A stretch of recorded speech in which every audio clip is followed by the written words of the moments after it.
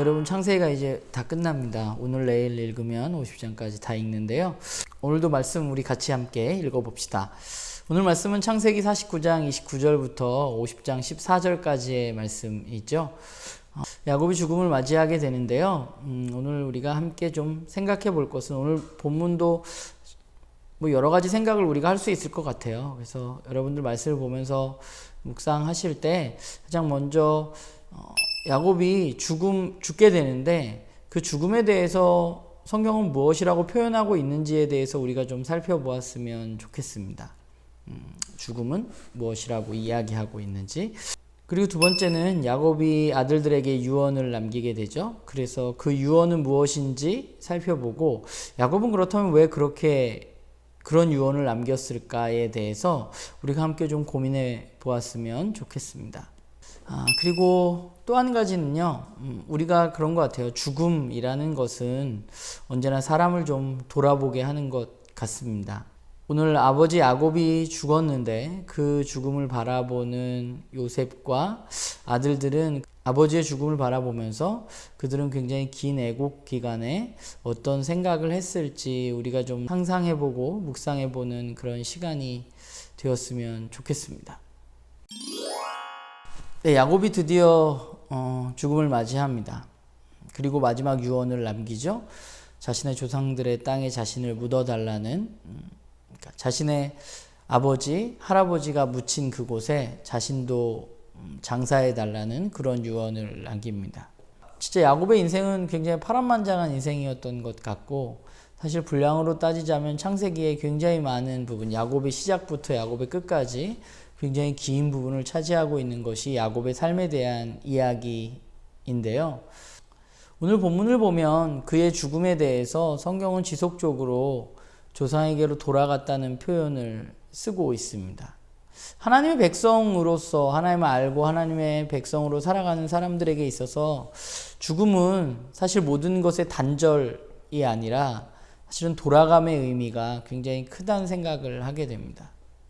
저는 야곱의 죽음의 장면을 바라보면서 정말 아둥바둥 살고 자신의 꾀로 무언가 해보려고 굉장히 노력했던 그 야곱인데, 그런데 이 죽음은 굉장히 편안해 보인다는 생각을 좀 오늘 본문을 보면서 했어요.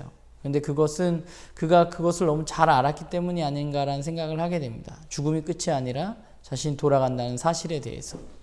그런데 야곱은 자신의 죽음 가운데 자녀들에게, 특별히 요셉에게 자신이 죽은 다음에 아버지, 할아버지가 묻혀있는 곳에 장사해달라는 유언을 남깁니다. 왜 야곱은 그런 유언을 남겼던 것일까 좀 생각해 보았어요. 왜냐하면 상당한 거리에 있고 지금 고센 땅에 어쨌건 정착해서 살고 있어서, 그리고 또 아들 요셉이 총리이기 때문에 그곳에서 자신을 장사하는 것이 훨씬 더 수월해 보이기 때문입니다. 그리고 오늘 본문에도 좀 자세히 살펴보면 요셉이 가나안 땅에 가는 것에 대해서 바로는 좀 경계했던 것 같습니다. 그래서 오늘 요셉의 말을 잘 살펴보면 아버지를 내가 장사할 텐데 반드시 다시 돌아오겠다고 5절에 이야기하고 있고, 또 8절에도 잘 살펴보면 요셉이 자신의 자식들과 자신의 양떼 소떼들은 고센 땅에 남겨두고 떠나게 되는 그런 모습을 우리는 볼 수 있습니다. 그것은 이 장례, 그러니까 가나안 땅으로 가서 장례를 치르는 것에 대한 부담감이 분명히 있었을 거라는 생각을 하게 하는 것이죠. 그리고 저는 그런 어려움을 야곱이 몰랐다고 생각하지 않습니다. 야곱은 어느 정도 그 어려움을 알고 있었을 겁니다. 그렇기에 더 간절히 아들들에게 또 요셉에게 부탁했는지도 모르겠습니다. 그러면 야곱은 왜 그런 불편함과 어려움이 있음에도 불구하고 자신을 가나안 땅에 장사해달라고 이야기했을까 생각해 보면 그것은 하나님의 약속에 대한 신뢰라고 저는 생각합니다. 그는 애굽 땅이 그와 그의 자손이 영원히 있을 곳이라고 생각하지 않았습니다. 왜냐하면 하나님이 애굽 땅으로 떠날 때에 야곱에게 분명히 말씀하셨죠. 너희가 그곳에서 큰 민족을 이룰 텐데, 그런데 내가 반드시 너희를 이 땅으로 돌아오게 할 것이라고 하나님은 야곱에게 약속하셨습니다. 그리고 야곱은 그 약속을 믿었습니다. 그래서 그는 그 약속에 의지해서 자신의 땅에 장사해 달라고 이야기한 것은 아닐까라는 생각을 해보았어요. 그리고 요셉과 그의 형들도 그런 여러 가지 어려움들이 있었을 테지만 그럼에도 불구하고 오늘 성경은 아버지의 유언에 따라서 그들이 행동했다고 이야기하고 그들은 가나안 땅으로 돌아가서 아버지를 장사했습니다. 말씀을 보면서 가나안 땅에 들어가서 그들이 7일 동안 애곡하는 시간을 가졌다고 성경이 이야기하고 있는데 그 애곡이 굉장히 아주 큰 규모이고 커서 주변 사람들도 놀랄 만한 그런 애곡의 시간이었는데 그 기간 동안 가나안 땅에 돌아가서, 그러니까 요셉에게는 가나안 땅이 어렸을 때만 살았던 곳이잖아요.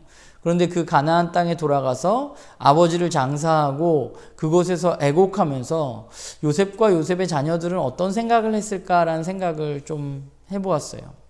우리가 인생을 살다 보면 죽음이라는 것을 맞이하게 됩니다. 가까운 사람의 죽음이라던가 주변에 있는 사람들의 죽음을 우리는 대면하게 됩니다. 그런데 우리가 그 죽음을 대면할 때마다 사실 우리는 우리 자신을 돌아보게 되고 인간으로서 많은 생각을 하게 됩니다. 죽음이라는 것은 자신의 삶을 돌아보게 하는 힘이 있는 것 같아요. 야곱의 아들들은 그 가나안 땅에서 아버지를 7일 동안 애곡하면서 그 가나안 땅에서 어떤 생각을 했을까를 생각해 봅니다. 그들도 자신의 삶을 뒤돌아보았겠죠. 그리고 아버지가 자신에게 마지막으로 했던 그 유언, 축복을 그들은 기억했을 것입니다. 생각하며. 그리고 아버지가 왜 자신을 가나안 땅에 묻어달라고 했는지에 대해서도 그들은 생각했을 것입니다. 오늘 본문을 보면서 저는 그런 생각했는데요. 인간의 인생이라는 것은 언제나 죽음을 맞이합니다. 그것은 누구도 피할 수 없는 것이고 인간은 모두 죽습니다. 저도 거기서 예외는 아니죠. 그러나 그 야곱의 죽음을 바라보면서 마치 내 주변에 있는 사람이 그 죽음을 대면할 때와 좀 비슷한 감정을 오늘 느꼈던 것 같아요. 그 죽음을 바라보면서 저를 좀 돌아보게 되었는데 죽음이 끝이 아니라는 사실을 다시 한번 기억하게 되었습니다. 죽음은 진짜 나의 본향으로 돌아가는 것입니다. 그러기에 이 땅에서의 인생은 언제나 나그네 인생인 것 같습니다. 본향을 잠시 떠나온 나그네로 우리는 이 땅 가운데 살고 있는 것이죠. 그래서 저는 오늘 야곱의 죽음을 바라보면서 저의 삶을 좀 돌아보면서 나는 무엇을 향해서 달려가고 있는가 라는 생각을 하게 됐어요. 나의 나그네 인생은 무엇을 향해서 내가 걸어가고 있는가 라는 생각을 하게 됐습니다. 그리고 나의 본향에 대해서 다시 한번 바라보게 되었고 그 본향을 생각하다 보니 오늘의 삶 가운데 나는 그러면 어떻게 살아야 하는가에 대해서 고민했던 것 같습니다. 그 본향이 있기에 오늘 저의 삶이 더 의미가 있는 것이라는 생각을 하게 돼요. 그래서 그곳이 있기에 내가 오늘 나의 삶 가운데 그 하나님 나라 백성으로서 더 올바른 삶, 또 하나님 자녀다운 삶을 살아야 되겠다라는 생각을 하게 됐던 것 같습니다. 성경의 인물의 죽음에 대해서 우리가 성경을 읽으면서 많이 보지만 오늘 유독 개인적으로는 야곱의 죽음이 마치 조금 전에 이야기했던 것처럼 저희 지인의 죽음과 같은 생각이 좀 제 마음 가운데 들고 죽음과 삶에 대해서 조금 돌아보는 그런 시간이었던 것 같아요. 우리 나눔교회 식구들도 오늘 말씀 가운데 여러분들 각자가 묵상한 내용들을 가지고 여러분들의 삶을 좀 돌아보고 그리고 그 하나님과 오늘 하루도 동행하는 그런 우리 모두가 되기를 간절히 소망합니다.